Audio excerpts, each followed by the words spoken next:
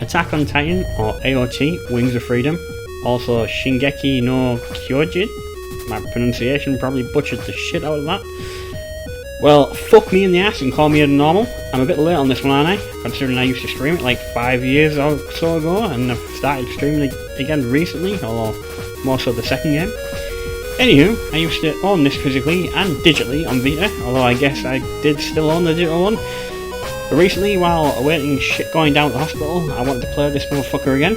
Lucky for me, I caught it on sale digitally, which is the PS4 version. But Christ, the physical version has held its value or skyrocketed in some occasions.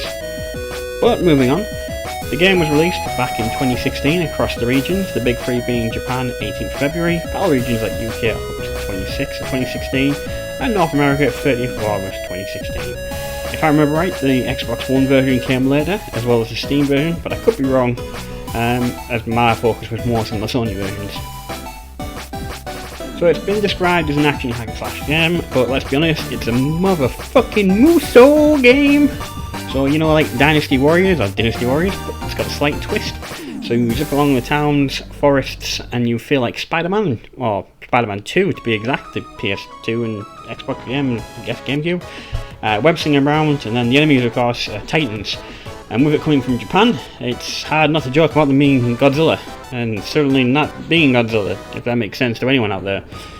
Honestly though, it's mind-numbing fun, and just like any musso game, the problem being is it should be something that's taken in small bursts because of just how repetitive it can get. But if you love musso games, you're going to love this. There's various characters that you can play as during the game, and varying game ways of playing it, I guess. Some characters you unlock, you only start with 3. I don't really know if discussing which characters counts as spoilers given the age of the game now and the huge fan base around the franchise. It is worth mentioning that the game is Japanese voiced only. Apparently the dubcast were going to be used for the Western release, but budget got cut, so it didn't happen. Now, as far as being in the loop goes, to the anime, I'm still so far behind. I'm chilling in seasons 1 and 2, so a lot of discussion on that content could be spoilers for me and yourselves. But again, it's old, so it's our own fault for being behind.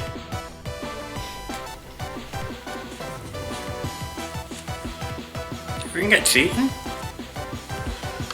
Story-wise, it follows the main cast of season 1, and for the most part, just season 1 of the video game. With that being said, Eren can turn into his Titan form for some missions in the main story. Once you complete the main story, you can unlock Titan's ability to transform in the other modes. Eren's a Titan? Which is built by a meter of slicing body parts of Titans. I'm getting hungry. The same meter is there for all characters, just give like a slight boost, health, attack power, gas capacity, blade, durability, etc. And if you're like down on your health or about to run out of the durability of your blades or gas capacity, activating it will somehow not refill them but give them a little bit more grit. So a little bit more extra time before you need to switch them again.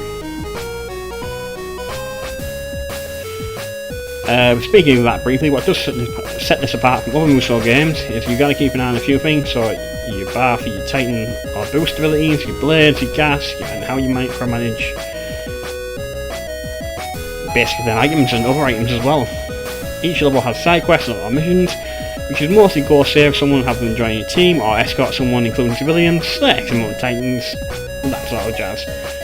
It does have a few game modes, the main story mode, survey and expedition mode, which you can play online or offline. I've never played it online, so I can't really comment. I suppose having numerous human players sitting around like Spider-Man with daggers could be fun, so I can see the potential there. There is item upgrade and purchasing system in place too, like buy a sword, upgrade sword, fortify sword, take sword to bed and pray it never leaves you. I miss you, sword. Too far? Fuck. But you can change your horse too. There's some mission to have a horse. Horses are fun, right? Right? Okay, so I'm going to class this game as coming in 3 different flavours. Fuck. Top tier flavour is the PC and, well, I guess last gen console versions now. They're about the same, so that's like your likes of your Steam, your PS4 and Xbox One. Then there's PS3 level. So this is the second flavour. It came out in Japan only, as far as I'm aware. I believe there's actually a patch to be able to play the PS3 version on your hacked PS3 in English, but I'm not going to be dancing around that. I'm I've got the game on Vita and PS4. I do not need to play it on PS3, although a completionist in me wants to capture footage of the PS3 version just to share on my other channel. Shameless plug. Again, so I've not played the PS3 version. I get the feeling it's most likely going to be the PS4 version with slightly lower graphics and maybe slightly more slowdowns. Then there's the handheld version. So this is the one I mentioned earlier on the Vita. You can play it on the PS TV, although I'm not sure if you can natively. My PS TV is hacked to add the whitelist. But anyway, you can still technically play it on the PS TV. I've not played much of it on Vita, and again I've captured some PS TV footage, which hopefully will be on display now if I remember to edit it in. Again, I've also captured some footage of that and shared on my other channel, shameless plug number 2. It's hard to discuss. It's obviously graphically hits lower than the PS4 version, and it has quite a few slowdowns. Now, I'm thinking about later in the game where I even get slowdowns on the PS4 version. So the Vita version, getting to there is going to be hard, like really unplayable.